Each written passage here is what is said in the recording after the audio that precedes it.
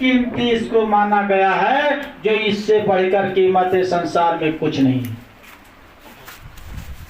महात्मा ने कहा श्वास पूंजी अनमोल है, बिके ना हाट बाजार, सोच समझ कर खर्च करो, देत ना कोई उधार। इतना बेशकीमती, ये चला जाने के बाद में बड़ा मुश्किल है कि दोबारा मिले या ना मिले। तो इसका लाभ आप सुनिए बच्चे, थोड़ा शांत हो।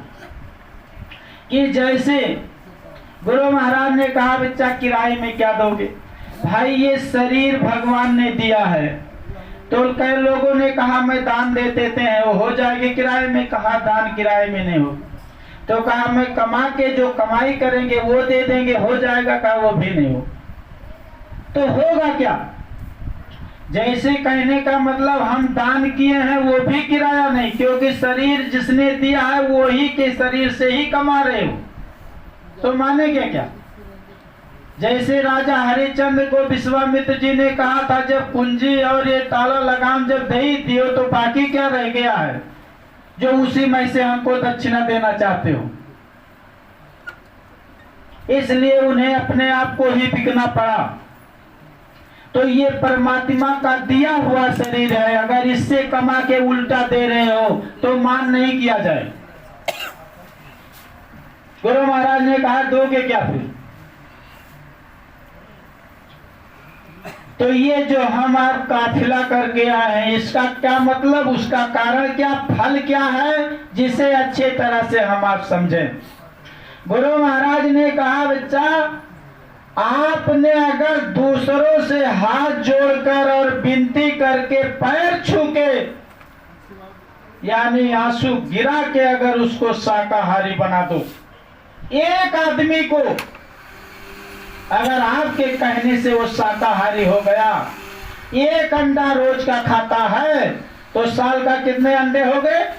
365।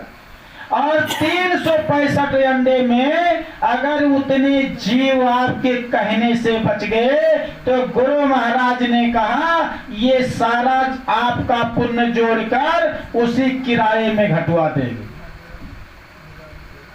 इसमें जो आपका ये चल रहा है किराया, ये मकान का किराया चल रहा है, 75% गुरु महाराज ने अपने खाता से हर जीवों को यानी जो उनका जीव होता है कहना मानता अपने तरफ से भर देते। केवल 25% गुरु महाराज ने कहा 25% भुगतने में जीवों के चिथड़े उड़ जाते हैं। कोई मामूली चीजें नहीं, लेकिन धन्य है आप, अपने आप को धन्य मानिए कि संसार में किसी को मौका नहीं है, लेकिन आपको परमात्मा के दया से इतना चांस है और इतना मौका है कि जो मालिक के आदेश पर आए हो। एक आदमी का काम नहीं है। अगर एक आदमी चाहे कि हम कर ले, कुछ कर पाएगा? अरे भाई यहाँ भोजन बनाने वाले भंडारी चाहिए, झाड़ू पोछा मारने साफ सफाई वाले चाहिए, गाड़ी चलाने वाले ड्राइवर चाहिए, प्रचार करने वाले प्रचार बोलक चाहिए, साथ में उनके पूरा साथी चाहिए, यानी हाथ जोड़ने वाला, विनय करने वाला, प्रार्थना करने वाला और साथ में होना चाहिए। घर घर जा जा के हाथ जोड़ के विनती करना चाहिए। यानी जब सब लोग इकट्ठा हो गए, मान लो हम कितना वक्ता हुए, अगर सुनने वाले नहीं हो तो बताओ किसको सुनाएंगे? या इतने लोग बैठे हो, कोई सुनाने वाला ना हो तो आखिर क्या करेंगे? तो सबका ही जरूरत है, एक से काम होने वाला नहीं है, सबकी जरूरत है। और जितने लोग कर रहे हो बहुत सुंदर और बड़ा अच्छा काम कर रहे हो, और ये आपका निजी काम है, ये ना तो किसी का बंटवारा है, ना किसी का हिस्सा है, ना किसी चोर चुहारी का डर है कि वो चुरा ले जाएगा। और इसको भगवान अगर ब्रह्मा जी अपने कलम से काटना चाहे तो नहीं काट सकते हैं, ये गारंटी। ये हाजिरी सत्य लोक का लगा है, ये तीनों लोक से भी परे है और ये निष्फल नहीं हो सकता। अब आप सुनिए, गुरु महाराज की ये वचन बाणी है कि एक दिन का सेवा 8 घंटा भजन में ज्वाइंट करता हूं। अब हमारी आपका भजन बने ना बने, लेकिन जो आज का सेवा है, बोलो मालिक का वचन मिथ्या हो सकता है? क्योंकि ये तो बन ही जाएगा। भाई हफ्ते में अगर एक दिन हम गुरु के लिए निकालते हैं तो 24 घंटे में 2.5 घंटा होता है गुरु का। और अगर एक दिन पूरा निकाल देते हैं, 8 घंटा जोड़ देते हैं, तो कुछ नहीं कुछ तो हो ही जाता है समय के अनुसार। बहुत कम है तो थोड़े तो कम पड़ता नहीं आगे। इसलिए हमें अगर तन सेवा इतना टाइम दे देते हैं तो मालिक का अपार दया समझिए, अपार कृपा समझिए। इसलिए हमारा आपका प्रेम ऐसा गदगद होना चाहिए कि जैसा गुरु भाई का रूल यानी होता है। आप हम वेद शास्त्र रामायण गीता से ही देख लें कि भगवान कृष्ण और सुदामा का मित्रता था। वो ब्राह्मण थे, वो यादव थे, लेकिन जाति पाति की बातें नहीं। एक ही गुरु यानी संदीपक जी महाराज का दोनों जन चेला थे और वो पढ़ाते थे और बड़ी प्रेम। गुरु माता ने उनका सेवा करती, रोज नाश्ता के लिए कुछ नहीं कुछ दे देती थी कि बच्चे जाते हैं तो इनको कुछ खाने के लिए, जैसे माँ ने टिफिन बांध देती बच्चे को स्कूल के। तो गुरु महाराज की हर बाणी हर वचन सेवा ही माना जाता है। जैसे गुरु की आदेश का पालन ही सेवा है। हम आप जैसे काफिला की ये गुरु महाराज के वचन बाणी का मान करके ये हमारे आपका समझो गुरु महाराज के दया से पक्का सेवा है, कच्चा नहीं, 1 नंबर सेवा। और रोज दे देती। अब जो है माँ को रोज चिंता रहता था, सुबह कुछ नहीं कुछ बच्चों को देना है। और गुरु महाराज कहते थे आज चले जाओ ये कार करके आओ, आज चले जाओ ये कार करके आओ, आज चले जाओ ये कार करके आओ। जैसे गुरु वशिष्ठ जी जब ये चारों भाई को पढ़ाते थे तो कहते थे आज नंगे पैर जाना है 3 किलोमीटर। तो जब चले जाते थे तो लक्ष्मण बड़े गुस्से में कहते थे राम से कि भैया जब हम लोग विद्या ग्रहण करे आए हैं, पढ़ने आए हैं, तो पैदल चलने की क्या जरूरत है, चप्पल पहन लेते। अरे कहा लक्ष्मण नहीं जानते हो ये गुरु का हर बाणी विद्या ही होता।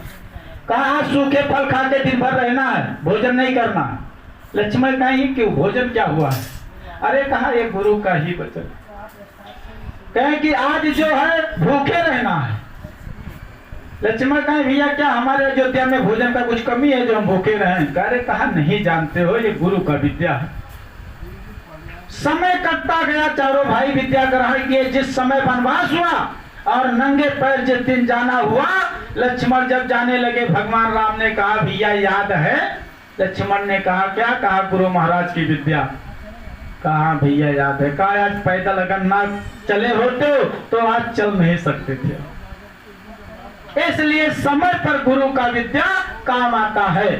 गुरु माता ने रोज जो है सुदामा और कृष्ण के लिए कुछ नहीं कुछ माता जी व्यवस्था कर दें कि सुबह बच्चे जाएंगे कुछ खा लेंगे। एक दिन माँ ने चने को भिगवा के और सुखवा रही थी। गुरु जी कहीं चले गए थे। अब ये बच्चे काम से चले गए थे, चना सुखवा रही थी और चना सूख गया और कोई चोर आया, बस पूरे चना को बटोर के उठा ले गया। अब जब चोर ले गया तो जब माता जी आई देखी चना नहीं। कहा बड़ी गड़बड़ हुआ, सुबह बच्चों को देंगे क्या? चिंता बहुत हुआ। चोर को आगे नारद जी मिल गए। कहा कि कहां से चना चुराओ? कहा जो है संदीपक जी महाराज के आश्रम में गए थे और सूखा फैला रहे थे, चुरा लो। कहा जानते हो, ले जाओ वापस के आओ, नहीं तो बहुत गड़बड़ होगा। क्या गड़बड़ है? संदीपक जी महाराज पहुंचे तो माता जी बैठकर समझो कि बड़े चिंता में बैठी थी। जब वो कहा कि क्या हुआ? कहा क्या बताओ, चना सुखवा रही थी, कोई चोर चुरा ले गया। कहा चुरा ले गया? कहा चुरा ले। कहा चल ले जाने दो, खा ले दो। कहा क्यों ले जाके खा ले? चोरी करके खाएगा वो? अब सुखवा रही थी तो कहा फिर क्या करोगे? कहा मैं उसको शराब देने जाती हूँ कि जो वो चना खाएगा सारा जीवन दलित रहेगा। अब उसे गुस्से में बोली। नारद जी ने कहा वापस क्या हो, नहीं सारा जीवन दलित रहोगे। चोर डर के मारे ले आया वापस और दे दिया। अब सुदामा जी ने ये सुना था कि जो चना खाएगा सारा जीवन दलित रहेगा, कि कृष्ण नहीं सुने थे। अब उस चने को लाया तो उसने कहा माँ जी हम चुरा ले गए थे, अब चरण आपका छूता हूं, गलती हो गया, माफ कर देना। अब जब चरण में गिर गया तो संदीपक जी महाराज ने कहा जब आ गया शरण में तो दिन भर का भूरा शाम का शाम घर अगर आ जाए तो भूला नहीं कहते, जब ले आया वापस तो जाने दो, इसको माफ कर दो। कहा ठीक है रख दो जाओ, लेकिन कभी चोरी मत करना। लेकिन अब शराब दिया हुआ रिटर्न कहाँ भाई, उस पे तो लगा है। अब वो चना रख दिया माता जी ने। 2-3 दिन बीता, बस वही चना उठा के एक दिन बारिश हो रहा था, दोनों लकड़ी काटने के लिए सुदामा और कृष्ण जा रहे थे, बस वही चना उठा के दे दिया कि दोनों भाई जाके आधा आधा खा लेना, आधा आधा दोनों जन खा लेना, फेंकना मत चने को। सुदामा जी तो जान के गड़बड़ था, लेकिन किस भगवान ने ले गए लकड़ी काटने के लिए। बारिश हो रहा था, किस भगवान ने कहा मैं जा रहा हूं, ऊपर से सब काट रहा हूं लकड़ी, नीचे गिराएंगे, आप बटोर बटोर के गट्ठर बांधना, 2 गट्ठर हो जाएगा तब चलना। अब जब ये ऊपर चढ़ गए तो सुदामा जी ने सोचा जब काट के लकड़ी उतरेंगे तो दोनों जन को खाना पड़ेगा चना, तो ये भी गुरु भाई दलित हो जाएगा, मैं भी दलित हो जाए, तो ना इसी के जीवन में पूरा होगा ना हमारे पूरा होगा, ये भी भिखारी रहेगा मैं भी भिखारी रहूं, तो क्या कर, बताना भी नहीं है और खाना भी है, माँ ने कहा फेंकना भी नहीं है, और खाएगा तो सारा जीवन दलित रहेगा, वो भी नहीं कि चलो अधूरे में मिट जाएगा। सुदामा जी ने कहा ठीक है मैं इस चना को खा लेता हूं, आज इस गुरु भाई को नहीं दूंगा, एक तो बच जावे दलित से। सुदामा जी ने नीचे बैठ के पूरी चना को खा ली, लेकिन भगवान कृष्ण को नहीं थी। लकड़ी काट के जब भगवान कृष्ण नीचे उतरे तो कहा गुरु भाई लाओ जो है चने अब खा लिया जाए, नाश्ता कर लिया जाए, भूख लगा।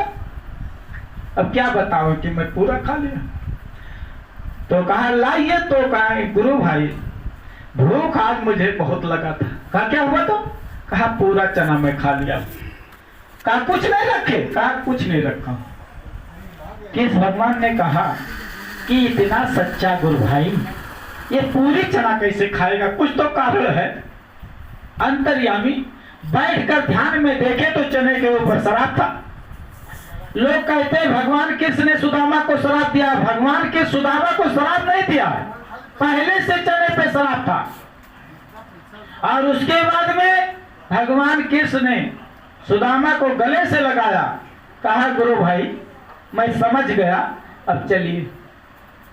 सुदामा जी सारा जीवन दलित थे, भीख मांग कर खाए और भीख मांग कर खाते खाते उनकी समय बीत गए, लेकिन उनको पूरा नहीं हुआ। किस कारण, शराब पर। लेकिन हसनापुर में भगवान कृष्ण राजा हुए, मथुरा में, और वो वहां राजा थे, यहाँ भिखारी थे, लेकिन पूरे जीवन मिलने नहीं गए। क्यों, कि हमें पूरा जीवन दलित रहना है। लेकिन रोज कहा करते थे अपने पत्नी सुशीला से कि हमारे कृष्ण भगवान हमारे मित्र हैं, हमारे गुरु भाई हैं। तो जब बहुत बार कहे तो बुढ़ापापन आ गया, तो उनकी देवी ने कहा कि रोज तो कह रहे हो हमारे गुरु भाई हैं, और तीनों लोग के राजा बना बैठे हैं, तुम भीख मांग रहे हो, मिलने क्यों नहीं जाते। कहा क्या जाऊं, एक जगह तो मांग ही रहा हूं, वहां मांगने क्या जाऊं। अरे कहा एक बार जाके मांग लो, कुछ हो जाए। कहा नहीं जाऊंगा कभी। जब बुढ़ापापन आ गया कि अब चलने भर का नहीं है, तब सुदामा ने कहा कि अच्छा बहुत कहते हो तो लाओ आज चला जाओ। लेकिन 3 जगह खाली हाथ नहीं जाना चाहिए, एक राजा यहाँ, एक लड़की यहाँ और एक गुरुद्वारा पे। क्यों? जैसे गुरु महाराज को कोई 100 रुपया लाके चढ़ाया है तो बताई से कि हमार कैंसर ठीक कर दो 100 रुपया भाई, जो भी उसको मानता मान कर आया है। राजा के पास जाएगा तो सब लूट मार टेस्ट का ही पैसा पहुंचेगा। लड़के को आपने दान कर दिया है, अब उसकी संपदा खाना आपका उचित नहीं है। कुछ नहीं कुछ लेके जाओ खाली हाथ में। सुदामा जी ने कहा अब मैं मित्र तो गुरु भाई जरूर है लेकिन राजा है, खाली हाथ क्या जाऊं, कुछ दे दो। तो कहा क्या दे दूं, कुछ जब है नहीं तो क्या दे दूं। कहा कल जो लाए थे तो कहा वही चावल का टुकड़ा थोड़ा सा पड़ा है, आपको नहीं बर्दाश्त है तो ले। तो कहा वही गठिया दो। चावल का टुकड़ा जब गठिया दिए सुदामा जी को तो सुदामा जी ने उसको छुपा के ले लिया। अब ले भी जा रहे हैं कि मौका पाएंगे तो इसे खा लेंगे, लेकिन राज दरबार में दिखाएंगे नहीं, और दिखा देंगे तो हमारे मित्र का भी अपमान होगा कि तुम्हारा मित्र यो एक चावल का टुकड़ा खाता है। तो अब दोनों तरफ से देखो फंसे हुए सुदामा जी ने विचार कर रहे हैं, लेकिन जा रहे हैं।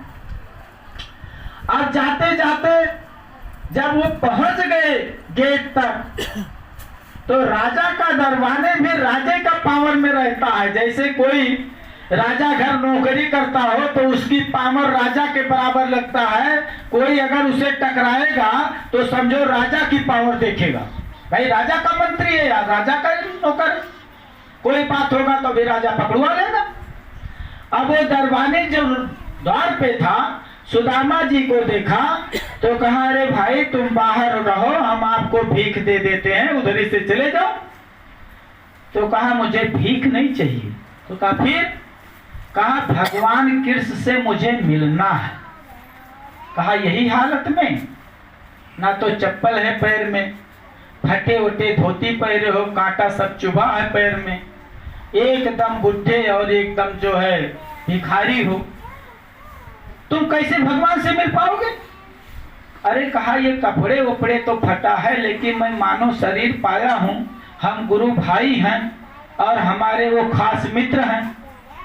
दरबानी ने कहा पगला गए हो, जाके दिमाग का इलाज करा लो, आप जैसे मित्र हैं भगवान का।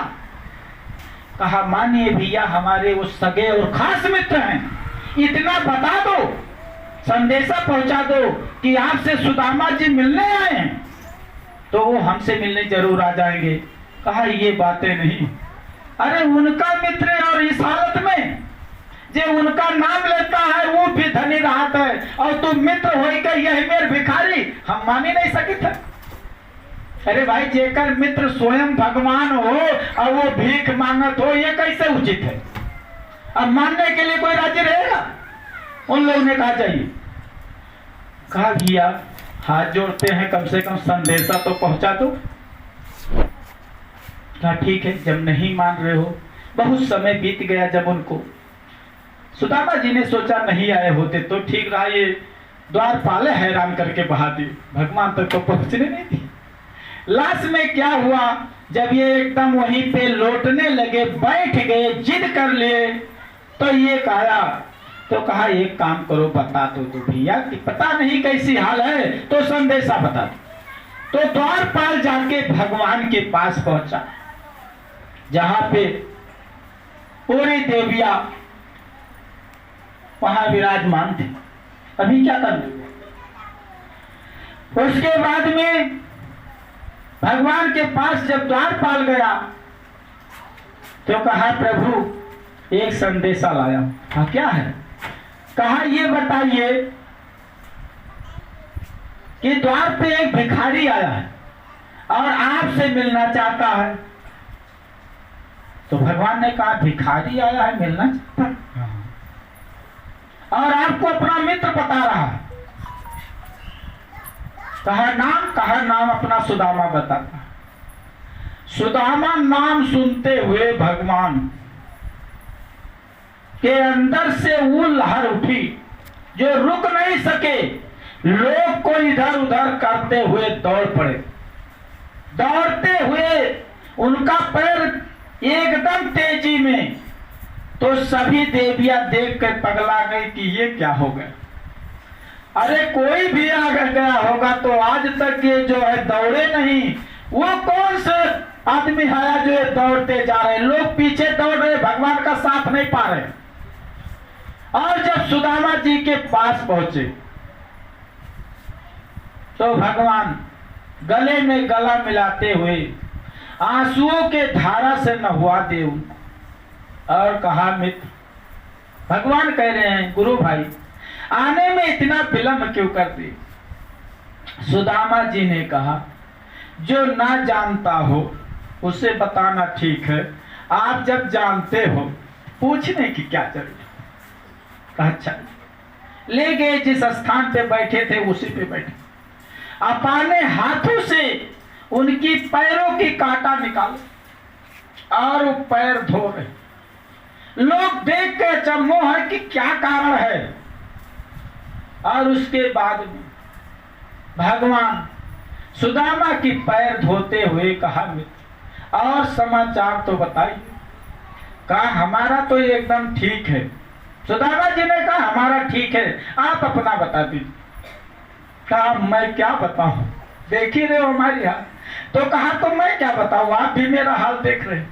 भाई आपको देखने में कोई कमी थोड़ी है, आप देख भी रहे हो, जान भी रहे हो, तो पूछ क्या रहे हो। जैसा आपका ठीक है वैसा हमारा भी ठीक है। अरे कहा, लेकिन आपका भाभी अभी कैसे हैं। कहा, ठीक है। बातचीत होता रहा। जब खूब नहुआ धुला दिए, बढ़िया से कपड़ा उपड़ा पहना दिए, बैठाए तो कहा, भाभी ने कुछ हमारे लिए दिया है। कहा, कुछ नहीं दिया। कहा, नहीं कुछ तो लागे तो चावल निकला। कहा, अभी आप झूठ बोल रहे हैं। कहा, झूठ नहीं बोल रहा हूं, सही ये बोल रहा हूं कि ये टुकड़ा है चावल का। अब ये आपको हम दे दे तो लोग क्या कहेंगे कि इनका मित्र और इस प्रकार टुकड़ा खाता है, तो आपके अपमान के लिए नहीं दे रहा हूं। बाकी तो आप जान ही रहे हो कि मैं चावल लिया हूं। ऐसा तो नहीं कि आप नहीं जानते कि मैं चावल नहीं लिया हूं। तो कहा, ठीक है, तो हमारे लिए भागे दिए तो मैं खा लेता हूं, आपकी इच्छा। अब एक मुट्ठा खा गए। रुक्मिणी देख रही हैं कि सेब बिना छिले खाते नहीं हैं और ये खड़े चावल चबा रहे हैं। क्या कारण है, कुछ तो इसमें रहस्य है। तब तक 2 मुट्ठा चबा लिए। रुक्मिणी बहुत ज्ञानी थी, ध्यान लगाई तो देखी कि 2 लोग तो चला गया। जब तीसरा मुट्ठी लिए तो रुक्मिणी हाथ जोड़ दी कि नाथ, हम लोग को खजड़ी लेके भीख मत मंगवाइए, कुछ तो रहने दीजिए। भगवान कृष्ण ने कहा, रुक्मिणी तुमने गलत कर दिया। कहा, क्यों। कहा, ये हमारा गुरु भाई था, चने में हमारा आधा अधिकार था, लेकिन अकेले खा के सारा जीवन दलित था, लेकिन मुझे दलित नहीं किया। अब आज मैं तीनों लोग देके मैं दलित होना चाहता था कि बदला तो दे दूं, लेकिन आप बीच में रोक दिया। धन्य है हम आप सोच ले, एक मित्र है, एक गुरु भाई, कि एक गुरु भाई के लिए सारा जीवन दलित रह गया, लेकिन गुरु भाई को कभी दलित नहीं देखा चाहा। भगवान कृष्ण ने आंसू के पैरों को धो। जो पदवी सुदामा जी को मिला आज तक कोई भक्त को नहीं मिला। हम आप विचार कर लीजिए, सोच लीजिए, हम आप भक्ति करते, हम आप भी गुरु भाई, हम आपकी प्रेम होना चाहिए कि हम आप जब मिले तो इतना प्रेम से मिले कि लगता है 2-4 साल पे मिले। ऐसा गदगद दिल होना चाहिए। हमारी आपकी इतना ममता, इतना प्रेम होना चाहिए कि सुदामा जी ने लास्ट स्टॉप पर क्या कहा कि ये सब अपना ले लो, अब आपकी जब दया है तो सब कुछ। लेकिन कहा, नहीं मित्र, अब जाओ कुछ समय राज कर लो। कहा, अब क्या राज कर लेंगे, समय खत्म। लेकिन कहा, अब संकट नहीं आएगा, ये आपकी सारी कहानी खत्म। कहने का मतलब ये है कि गुरु भाई की प्यार देखी। शांतु राजा शांतु का पुत्र भीष्म पितामह जी, इतने महान प्रतिज्ञा जिनका कभी फेल नहीं हुआ, लेकिन भक्ति में हसनापुर में फेल हुई, जो बाल ब्रह्मचर्य थे पूरा जीवन। लेकिन एक झोपड़ी में रहने वाले महाराज विदुर का भक्ति फेल नहीं। भक्ति बनता है गरीबता में, लेकिन नर्मता में महात्मा ने कहा कि संपदा अगर बहुत बार गया हो तो देवियों में अगर हो तो मीरा जैसे हो जाओ, गरीबता हो और देवियों में हो तो माता सबरी जैसे हो जाओ, पुरुषों में हो अगर औकात है राजा हो तो प्रहलाद भक्त जैसे हो जाओ, प्रहलाद भक्त जैसे हो जाओ, और गरीबता हो तो सुदामा जैसे हो जाओ, लेकिन भक्ति पक्का होना चाहिए। तो इसलिए हम आपको भाई हैं, बड़ी प्यार है, ऐसा प्यार होना चाहिए, क्योंकि ये संपदा, ये दुनिया, ये समाज, ये संसार हमारे आपके लिए एक दिन जहर बन जाएगा, कोई काम आने वाला नहीं है। आएगा तो यही भक्ति आएगा। इसीलिए अब मैं अपने बारी को यहाँ विराम देते हैं। नागपुर जिला से चलकर हमारे आपके बीच में महिला मंडल यानी नागपुर के अध्यक्ष बबली बहन जी यहाँ आई हुई हैं। आप लोग का कुछ सत्संग मालिक का चर्चा सुनाएंगे और आप लोग दर्शन भी करिए और मालिक का संदेश सुनिए, क्योंकि बहुत दूर तक उनका सत्संग भी होता रहता है, लोग बुलाने आते हैं। तो हमारे आपके बीच आई हैं, हम प्रार्थना करेंगे कि बहन जी आइए।